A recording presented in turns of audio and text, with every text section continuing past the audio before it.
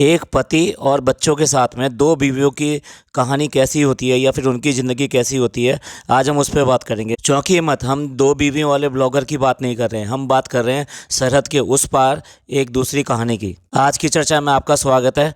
आज हम जो बात करने जा रहे हैं वो बहुत इंपॉर्टेंट बात है और बहुत ज़्यादा इमोशनल, और साथ साथ इस बात का भी है कि कोई व्यक्ति कितना स्ट्रांग हो सकता है मेंटली, और किस तरह से अपनी आने वाली मुसीबतों का और जितनी मुसीबतें चल रही हैं उनका किस तरह से सामना करता है बहुत हिम्मत के साथ में, और उसके बाद में इतने बड़े बड़े डिसीजन लेता है अपनी लाइफ के।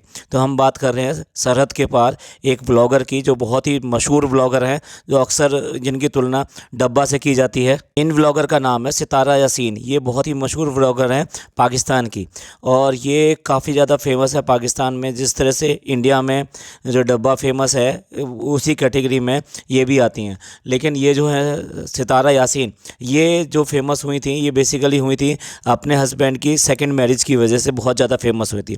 उससे पहले भी ये अपने व्लॉग्स बनाती थी और उसमें मेकअप सब कुछ दिखाती थी कि किस तरह से मेकअप करना चाहिए, कैसा मेकअप होता है, किस किस टाइप का मेकअप होता है। एक कॉमन लाइफ थी, बिल्कुल आसान लाइफ थी। लेकिन आज हम जो बात करेंगे वो बात इस बात के ऊपर करेंगे, किस तरह से किसी व्यक्ति की ज़िंदगी में जब मुसीबतें आती हैं तो वो उसको या तो तोड़ देती हैं या फिर उसको इतना कठोर और इतना सशक्त बना देती हैं कि वो उन सब का सामना बड़े तरीके से कर लेता है और अपनी ज़िंदगी को एक नए रास्ते पे ले आता है, जिससे उसकी ज़िंदगी फिर दोबारा से चल पड़े। और इस बीच में ये तो एक डेस्टिनेशन की बात है, ये बात होगी कि भाई आपने कोई क्लास पास कर ली, कोई अचीवमेंट ले लिया, कोई एग्ज़ाम पास कर लिया, या कोई आपको सफलता मिल गई। लेकिन उस सफलता के पीछे की कहानी क्या होती है, वो कितनी मेहनत भरी होती है, कितनी दुख भरी होती है, कितनी उसमें दिक्कतें आती हैं। लेकिन उसके बाद में भी, उन दिक्कतों के बाद में भी जब रिज़ल्ट ऐसा मिलता है तो वो देखने लायक रिज़ल्ट होता है। तो आज जो हम बात कर रहे हैं वो इसी के बारे में बात कर। देखिए, पाकिस्तान में तो बहुत ज़्यादा नोन पर्सनैलिटी हैं, कम से कम ब्लॉगिंग की दुनिया में, यानी सोशल मीडिया पे उनका नाम बहुत ज़्यादा फेमस है। लोग उनको बहुत ज़्यादा पसंद करते हैं, कुछ उनको हेट भी करते हैं, उनकी रिएक्शंस भी देते हैं उनके ऊपर। लेकिन ज़्यादा से ज़्यादा लोग जो है उनको पसंद करते हैं। तो उनका जीवन कैसा था और किस तरीके से वो इस स्थिति में आगे खड़ी होगी कि उनकी ज़िंदगी एक बार ऐसा लगा कि जैसे ख़त्म हो जाएगी, और वो अपनी ज़िंदगी को आगे कैसे चलाएंगी। और उसके बाद में नर्वस ब्रेकडाउन हो जाना, यानी बिल्कुल आदमी ऐसा टूट जाए कि वो क्या करे क्या ना करे। जब उनके हस्बैंड ने ये फ़ैसला किया कि वो दूसरी शादी करेंगे, और वो दूसरी शादी हुई। लेकिन उससे पहले थोड़ा सा उसके बारे में बता देते हैं, क्योंकि हिंदुस्तान में काफ़ी लोग उनको जानते हैं लेकिन उससे भी ज़्यादा लोग उनको नहीं जानते हैं, तो इस ज़रिए उनको जानने का मौका मिलेगा। जो सितारा यासीन है ये पाकिस्तान में रहती हैं, और इनका एक आम छोटा सा घर था, छोटा सा परिवार था, 3 बच्चे थे, हस्बैंड था, और काम के सिलसिले में अक्सर वो थोड़ा बहुत बाहर भी जाया करते थे, और पैसे सिर्फ इतने होते थे कि जस्ट ज़िंदगी चला सकते थे वो। उस टाइम में वो मेहनत करके, क्योंकि उनको मेकअप का बड़ा शौक़ था, तो इसलिए मेकअप का वो छोटे छोटे व्लॉग्स बनाया करती थी कि किस तरह से मेकअप किया जाए, कैसे किया जाए। उसके बाद में थोड़े बहुत अपने वैसे व्लॉग बनाने शुरू करे। लेकिन फेस कैम करते समय सिर्फ बात करते हुए नहीं करती थी, वो नॉर्मली पीछे से वॉइस ओवर करती थी या फिर मेकअप करते हुए दिखाती थी। तो शुरुआत उनकी ऐसी थी। 1 साल और से 2 साल के बीच में वो अपने मेकअप के ही नॉर्मली ब्लॉग डालती रही। उनकी ज़िंदगी ने अचानक ही पलटा खाया। कहाँ तो उनके पास में इतने पैसे नहीं होते थे कि वो अपने गांव भी जा सकें, ऐसा वो कहती हैं। तो जब वो अपने गांव जाती थी तो उसके लिए वो छोटी छोटी कमेटियाँ डालती थी, और कमेटियाँ डालने की वजह से जब उनको उससे अर्निंग होती थी तभी वो उस पैसे से गाँव की तरफ जाते थे, यानी अपने लोगों से मिलने जाते थे। क्योंकि खर्चा उनके आने जाने में या वैसे करना पड़ता है, उसके लिए उनके पास पैसे नहीं होते थे। तो इस तरीके से एक मुश्किल ज़िंदगी लेकिन सुकून की ज़िंदगी वो जीती थी। लेकिन उसके बाद में उनकी ज़िंदगी में एक तरह से भूचाल आ गया, और उनको अचानक ही पता लगा कि उनके हस्बैंड जो है शादी कर रहे हैं। और उसके बाद में उन्होंने अपने हस्बैंड का निकाह हुआ, और निकाह करते समय और ये सब करते समय उनको बड़ा झटका लगा कि भाई ये कैसे हो सकता है कि उसके हस्बैंड जो है अचानक ही एकदम शादी कर लें। और उसके 3 बच्चे हैं, छोटे छोटे बच्चे हैं, वो बच्चे उसके बिना नहीं रह पाते हैं, फादर के बिना नहीं रह पाते हैं। उसको भी ऐसी आदत नहीं थी कि वो अपने हस्बैंड के बिना रह पाए। उसको समझ में नहीं आ रहा था वो क्या करे और क्या ना करे। और उसके लिए जैसे ही उसकी अम्मी जो है उनको पता लगा कि भाई इस तरीके से वो दूसरी शादी कर रहा है, तो उन्होंने उससे बहुत लड़ाई करी कि भाई तू उसको छोड़ दे, उसको आ जा और ये सब मत कर। लेकिन उसने अपने आप को फैसला किया कि मेरे को करना क्या है, अगर मैं ये सब छोड़ देती हूँ तो मेरे छोटे छोटे बच्चों का क्या होगा, और आगे मैं अपनी ज़िंदगी चलाऊँगी तो चलाऊँगी कैसे। कभी कोई एक्सपीरियंस नहीं था कुछ भी ऐसा करने का कि हस्बैंड के बिना यानी किसी जेंट्स के बिना वो अपनी लाइफ जो है आगे चला सके। और फिर दूसरे बच्चे भी जो है उनको भी पिता चाहिए, यानी बाप चाहिए, उनको फादर चाहिए, तो वो फादर वो कहाँ से लाती। तो ये सब सोच के कि वो कैसे करेंगे कैसे करेंगे, उन्होंने ये एक्सेप्ट कर लिया कि ये एक सत्य है और ऐसा होता है, तो चलो इसको मान लेते हैं। और फिर थोड़ा सा जब भी कोई ऐसी बात होती है तो फिर जो मुस्लिम धर्म है, ये जो इस्लाम है, उसकी कुछ बातों को भी वो मान लिया जाता है। तो उस तरीके से उन्होंने ये मान लिया कि चलिए ये मेरी नियति थी और ये अल्लाह की तरफ से था, अल्लाह जो बनाता है, जो डायरेक्शन देता है वो सही देता है। तो उन्होंने ये मान लिया कि शायद ऐसा ही कुछ है और मुझे इस पर चलना चाहिए। और वैसे भी उन्होंने ये सोचा कि मैं कैसे करके दूसरे घर में किसी और घर में जाऊं या किसी और के साथ शादी करूं, फिर मेरे बच्चों का होगा तो होगा क्या। तो इतनी कश्मकश में, इतनी जद्दोजहद में उसने अपनी लड़ाई लड़ी और लड़ाई लड़ने के बाद में उसने ये फैसला किया कि वो एक्सेप्ट करेगी इस शादी को।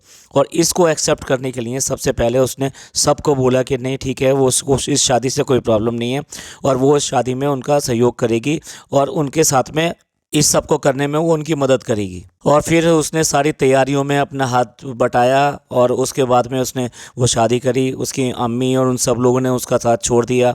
उसने देखा कि जो है व्लॉगिंग जो है की जा सकती है। उसका बेटा जो है सौरभ जोशी के व्लॉग देखता था, तो उसको देख कर उसको इंस्पिरेशन आई कि जब ये व्लॉग बना सकता तो मैं भी ऐसे व्लॉग बना सकती हूँ, मैं भी अपने पैरों पर खड़ा हो सकती हूँ, मैं भी कर सकती हूँ। तो उसने वहाँ से अपनी व्लॉगिंग शुरू करी और अपनी जो दिनचर्या थी, डेली रूटीन था, वो सब वहाँ से दिखाना शुरू किया। तो वहाँ से उसकी रियल व्लॉगिंग शुरू हुई और वहीं से उसकी ज़िंदगी की जद्दोजहद शुरू हुई। और इस तरीके से उसने फिर व्लॉगिंग करना शुरू किया। और इसके साथ साथ जब उसने ये व्लॉगिंग और ये सब शुरू किया तो उसके जो परिवार वाले थे उन्होंने भी इस वजह से उसका थोड़ा सा साथ छोड़ दिया। और जो व्यूअर्स थे, व्यूअर्स ने अक्सर उसको ट्रोल किया। कुछ लोगों ने उसको अच्छा बोला कि नहीं तुम बहुत हिम्मत वाली हो और तुम ये सब जो कर रही हो बहुत अच्छा कर रही हो और हम लोग तुम्हारे साथ में हैं। तो वहाँ ट्रोल भी हुई बहुत ज़्यादा। और ट्रोल किस लिए हुई कि लगता है कि व्यूज़ की वजह से ये सब चीज़ें ये ड्रामा कर रही है और ये ऐसा कुछ भी शादी वादी नहीं होने वाली, ये सब थोड़े दिनों में अपने आप बता देंगे कि उसके हस्बैंड ने शादी करने से मना कर दिया। लेकिन फिर उसके बाद में वो शादी का दिन भी आया तो लोगों ने कहा कि भाई अगर शादी है तो शादी हमें दिखाओ। तो उसने जो शादी शूट की, वहाँ पर जो शादी हुई थी वो भी शूट करके दिखाई। तब भी लोगों ने उसको ट्रोल किया कि लगता है ये दूसरे की शादी में चला गया इसका हस्बैंड और उसको ही हमें दिखा रही है। और उसके बाद में फिर क्या हुआ कि आखिरकार वो दूसरी वाली भी उसके घर भी आई और यहीं से उसकी इस सब की शुरुआत हुई। जब उसने अपने ये वाले व्लॉग्स डाले तो उसके ब्लॉगों की हाइक जो बहुत ज़्यादा आ गई और अचानक ही उसके सब्सक्राइबर 50,000 हो गए। और इस तरीके से उसका व्लॉगिंग में जन्म हुआ और ब्लॉगिंग की दुनिया में उसने अपना नाम कमाना शुरू कर दिया और उसी से उसकी अर्निंग और उसके परिवार का खर्चा चालू कर दिया। उसने बहुत कोशिश किया, उसने जो बात करी है वो बड़ी इमोशनल मैंने सुनी तो उस बड़ा इमोशनल लगा कि एक कमरे के दूसरी तरफ उसका हस्बैंड अपनी दूसरी वाइफ के साथ में है और वो उस कमरे में अकेली है। उसको अकेली रहने की आदत नहीं है। रात को कई बार वो डर जाती है, वो कहती है कि मैं एकदम डर गई थी और तो मैंने जो है सोचा कि मैं उनके पास जाऊं, उनको बुलाऊं कि जी 2 मिनट के लिए मेरे पास आ जाओ। लेकिन उसने ये भी कहा साथ साथ कि मैंने अपना दिल पक्का किया और ये कहा कि अगर आज मैंने ये गलती कर दी तो मैं फिर कभी भी जो है इसको एक्सेप्ट नहीं कर पाऊंगी और अपने आप को खड़ा नहीं कर पाऊंगी। ये कितनी बड़ी बात है एक लेडी के लिए, एक औरत के लिए। एक औरत इसको बहुत अच्छी तरह समझ सकती है कि उसने क्या सहा होगा उस टाइम और उसने अपने आप को रोका और सुबह 4 बजे तक जागती रही, उसके बाद में वो सो गई। तो इस तरीके से कई बार ऐसा हुआ कि जब उसको अपने हस्बैंड की ज़रूरत पड़ी लेकिन उसका हस्बैंड उसके पास नहीं था। वो पास में था लेकिन उसके पास नहीं था, एक तरह से दूसरे कमरे में था। और वो अक्सर जो है वो इतना सहयोग करती रही अपनी दूसरी वाली उसकी वाइफ़ के लिए, अपने हस्बैंड की वाइफ़ के लिए, कि उनको हमेशा ये कहती थी कि भी उनके खाने पीने का ख्याल रखना, उनके आराम का ख्याल रखना। अक्सर कहती थी कि जाओ जाके उसके पास बैठ जाओ, ठीक है, वो आप अपने कमरे में चली गई, आप भी चले जाओ। एक औरत के लिए ये सब करना कितना मुश्किल और कितना ज़्यादा इमोशनल होता है, वो कैसे करके उसने ये सब चीज़ें की होंगी, ये अपने आप में बहुत बड़ी बात है। तो इस तरीके से करके वो काफ़ी हद तक ये सब करती रही, लेकिन उसके रिटर्न में उसको कुछ अच्छा नहीं मिला। यानी वो अक्सर जो है दोनों आपस में लड़ा करते थे, न्यू हस्बैंड एंड वाइफ, और साथ साथ जो है उसकी छोटी छोटी चीज़ों को पकड़ा करते थे। जैसे कि ईद के ऊपर उसने उसके हस्बैंड ने उसको जलेबी खिला दी, तो ये देखकर दूसरी वाली ने उससे झगड़ा किया कि तुम तो बड़े उसमें घुस रहे थे और तुमने बड़े अपने हाथ से जलेबियाँ खिलाई हैं, ये सब करा है, तुम तो मेरा ख्याल नहीं रखते। तो इस तरह की बहुत सारी बातें उनके आपस में होती रहती थी, जबकि वो उनके कपड़ों का, जूतों का, सब चीज़ का ख्याल रखती थी। यानी कि उसको वो पैसे भी देती थी। जब वो उसके साथ उसके गांव जाया करता था तो वो वहाँ लाख रुपए से ऊपर खर्च कराया करता था। तो इस तरीके से उसने हर तरह से खर्चा भी उठाया, सब कुछ किया। फिर अपने घर में जगह भी दी, एक कमरा उसको दिया, एक कमरा अपने पास रखा, लेकिन उसके बाद में भी ये सब चीज़ें शांत नहीं हुई।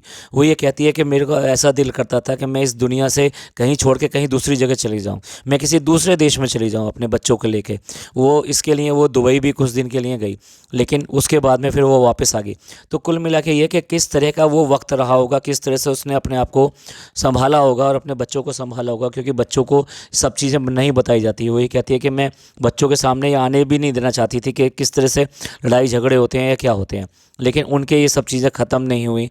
तो उसने एक बार आखिरकार ये फैसला किया कि मैं ही सब कुछ बलिदान क्यों दूं, मैं त्याग दुख क्यों दुख करूं, और मैं ही सब कुछ कर रही हूं। उसके बाद में सहना भी मुझे पड़ रहा है, सुनना भी मुझे पड़ रहा है। तो आखिरकार उसने फैसला किया कि वो ये सब चीज़ें छोड़ देगी और उनको उनके हाल पे छोड़ देगी, और उसमें उसका हस्बैंड उनका साथ दे या ना दे या जैसा भी हो, लेकिन वो उनका साथ छोड़ देगी इस तरह से।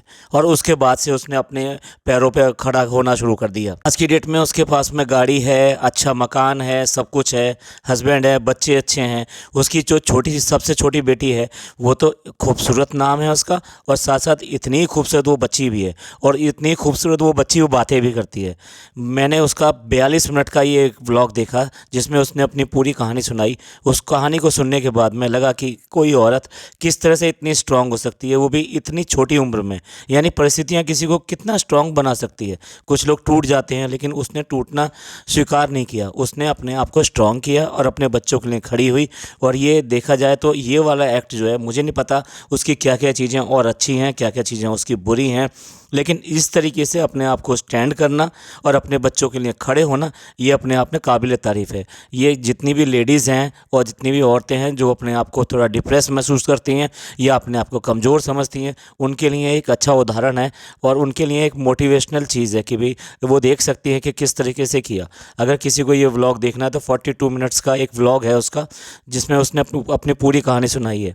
मैं बहुत समराइज़ किया है यहाँ पर। उसने एक एक माइन्यूट तरीके से अपने दर्द को वहाँ पर बयान किया है, जो वाकई में बहुत टचिंग लगता है। चलिए, आज वो बहुत खुश है और अपने ज़िंदगी को अच्छी तरह से उसने संभाल लिया है और अपने बच्चों को संभाल लिया है, ये एक अच्छी बात है। जो लोग उसकी तुलना डब्बा से करते हैं, मैं ये कहूँगा कि वो डब्बा के आसपास भी नहीं है। डब्बा ने तो बहुत बहुत बहुत ड्रामे किए हैं अपनी ज़िंदगी में। अपनी चीज़ों को पाने के लिए उसने पता नहीं क्या क्या काम किए हैं और किस किस के लिए एहसान फरामोशी दिखाई है उसने, कि भाभी है, उसने सब कुछ किया, आज भूल गई। मतलब मैं अभी लंबा नहीं करना चाहता, तो सब लोगों को पता है। तो उसमें इसमें बहुत बड़ा अंतर है। मे बी कुछ एक्ट वो एक जैसे करती हैं और एक दूसरे की कॉपी करती हैं और कंटेंट के लिए एक दूसरे के ऊपर डिपेंडेंट रहती है। ये बात भी ट्रू है। मेरी तरफ से ये एक रिएक्शन वीडियो नहीं है, ये मेरी तरफ से एक मोटिवेशनल वीडियो है। एटलीस्ट जो लेडीज़ हैं उससे वो कुछ ना कुछ सीख सकती हैं। तो इस पॉडकास्ट को हम यहीं ख़त्म करते हैं। ये पॉडकास्ट आपको अच्छा लगा हो तो प्लीज़ लाइक कीजिए, सब्सक्राइब कीजिए और शेयर कीजिए। खुश रहिए। थैंक यू, धन्यवाद, शुक्रिया।